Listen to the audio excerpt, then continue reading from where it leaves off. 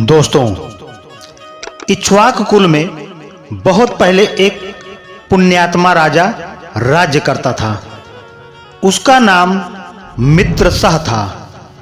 वह बहुत धीरवीर और श्रेष्ठ धनुर्धारी था।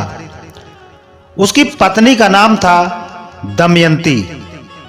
एक बार जब राजा अपनी सेना के साथ एक जगह से गुजर रहा था तो उसने एक दुखद दृश्य देखा। उसने सारथी से कहा, देखो, वह कमठ नाम का दानव महात्मा मंडप को कैसा आतंकित कर रहा है। मेरा रथ उसी ओर ले चलो। आज मैं इस दुष्ट को दंड दिए बिना नहीं छोड़ूंगा, ताकि भविष्य में यह किसी महात्मा को दुख न पहुंचा सके। आदेशानुसार सारथी रथ को आगे बढ़ा ले गया। राजा ने धनुष पर तीर चढ़ाया और कमठ दानव को निशाना बनाकर तीर छोड़ दिया। तीर लगते ही दानव ने वहीं दम तोड़ दिया। महात्मा मंडप ने राजा को ढेरों आशीर्वाद दिए।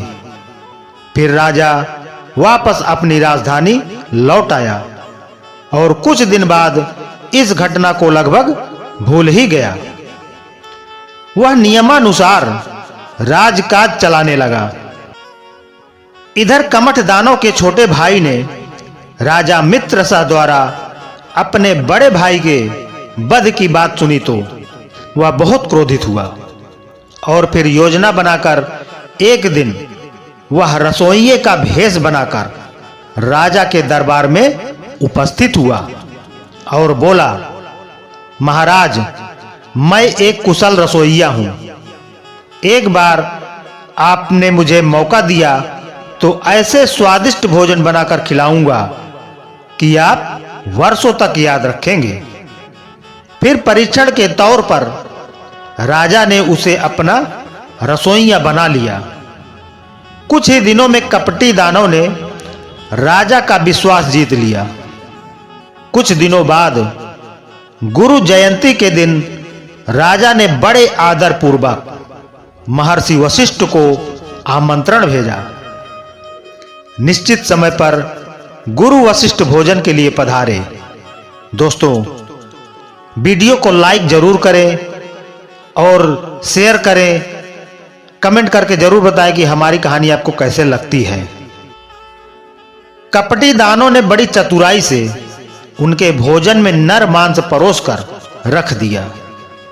वह क्रोधित स्वर में राजा से बोले, पापी राजा, क्या यही तेरा सत्कार है?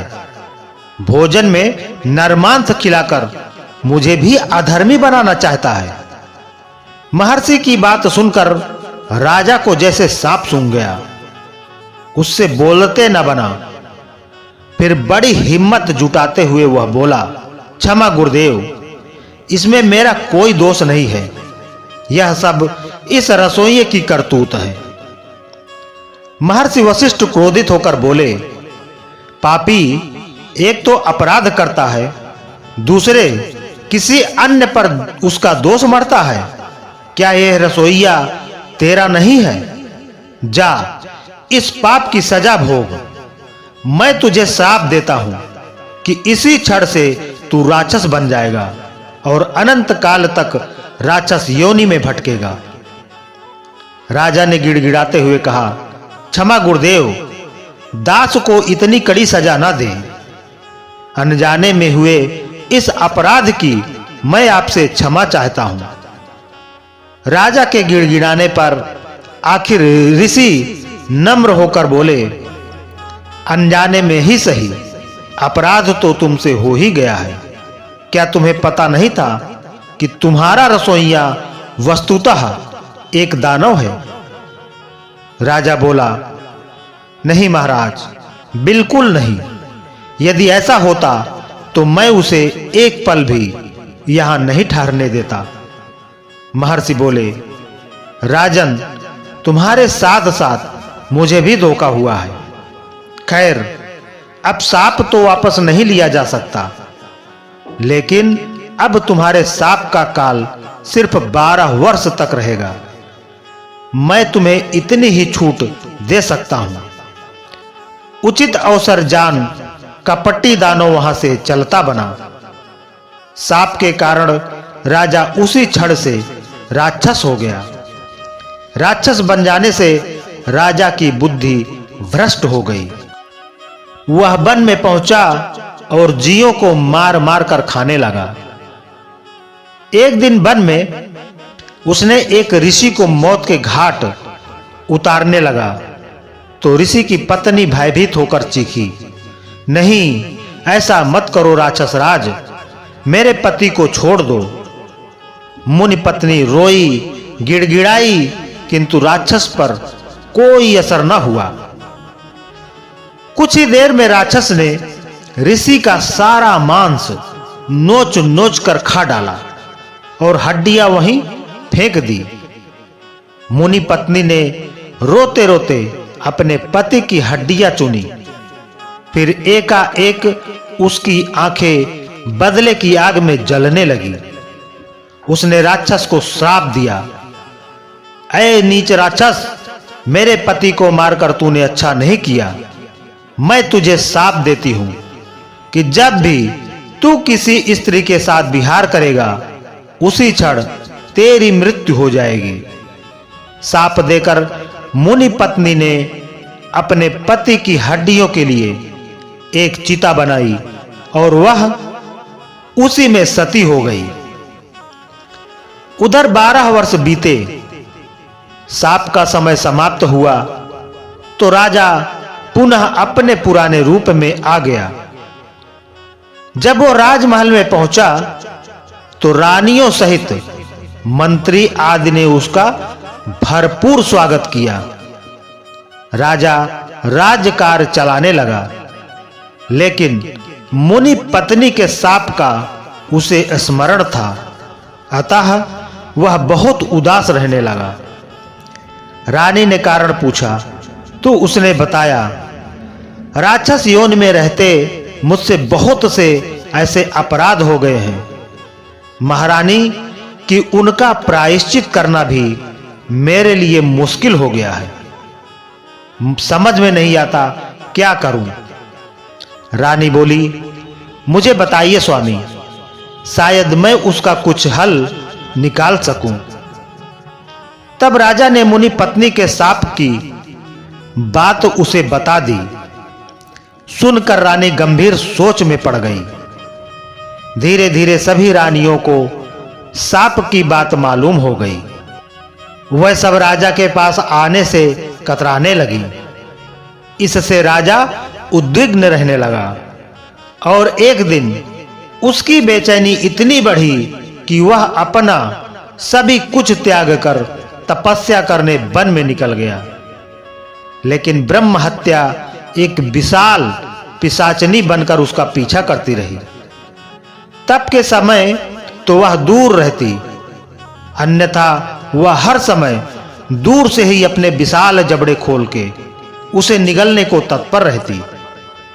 और फिर एक दिन जैसे डूबते को तिनके का सहारा मिला। दैव योग से उसकी तप स्थली में मुनि ने उसकी उदासी का कारण पूछा। राजन, राजपाट और सांसारिक भोग विलास त्याग देने के पश्चात भी तुम अशांत मन दिखाई दे रहे हो, इसका कारण क्या है? राजा बोला, महर्षि, एक ब्रह्म हत्या मेरे सिर पर तलवार बनकर हर समय लटकी रहती है। पता नहीं कब वह अपना वार कर जाए। इसी कारण मन बहुत उद्विग्न रहता है।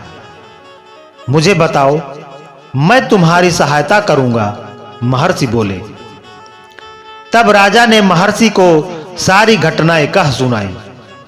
सुनकर मुनि गंभीर स्वर में बोले, अपराध तो तुमसे वास्तव में गंभीर हुआ है राजन, लेकिन यह सब तुम्हारी शाप की अवधि में हुआ है। राक्षस विवेकहीन होते हैं, इसलिए तुम ऐसा जघन्य कृत्य कर बैठे। राजा बोला, ऋषिवर, कोई उपाय बताइए ताकि मैं इस ब्रह्म हत्या के शाप से मुक्त हो सकूं। महर्षि बोले, राजन, यहां से पश्चिम समुद्र के मध्य गोकर्ण नामक एक उत्तम तीर्थ है। वहां सब प्रकार के पापों के नाशक महाबल नामक सदाशिव का ज्योतिर्लिंग विद्यमान है। वहां पहुंचकर तीर्थ स्नान कर भगवान शंकर की पूजा अर्चना करोगे तो इस ब्रह्म हत्या के शाप से मुक्त हो जाओगे। राजा ने मुनि को शीश नवाकर कहा, मैं ऐसा ही करूंगा मुनिराज।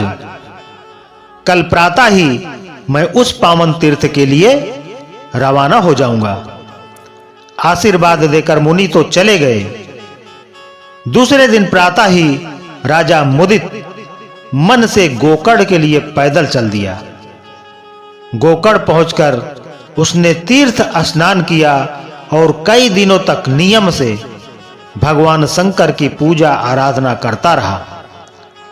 उसकी पूजा आराधना से भगवान शंकर प्रसन्न हुए और एक दिन राजा को आशीर्वाद देकर उसे शाप मुक्त कर दिया। तो दोस्तों, हमारी ये कहानी आपको अच्छी लगी हो तो वीडियो को एक लाइक जरूर करें और ज्यादा से ज्यादा शेयर करें और इसी तरह की कहानी सुनने के लिए हमारे चैनल पर बने रहें। अगर चैनल को अभी तक सब्सक्राइब नहीं किया है तो सब्सक्राइब जरूर कर लें। धन्यवाद।